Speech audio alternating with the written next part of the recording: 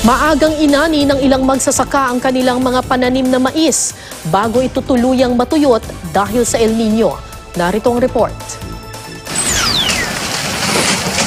Tuyot na ang mga tanim na mais na ito sa Banga, South Cotabato. Maliliit ang bunga dahil kulang sa patubig. Bago pa tuluyang malanta, ginapas na ito ng mga magsasaka para ipakain sa alagang hayop. At kahit pa nakaranas ng manakanakang pag-ulan sa lugar kagabi, hindi na raw nito maisasalba ang iba pang pananim. Ganito rin ang inabot ng mga tanim na mais sa Bangged Abra. Napilitan tuloy ang mga magsasaka na anihin na ang mga ito kahit hindi pa tuluyang nahihinog. Ang mga magsasaka naman sa Bagong Bayan, Sultan Kudarat, kinailangang dumayo sa ibang lugar para makahanap lang ng ipapakain sa mga alagang hayop. Ang mga damo kasi sa kanila naninilaw at natutuyot na rin.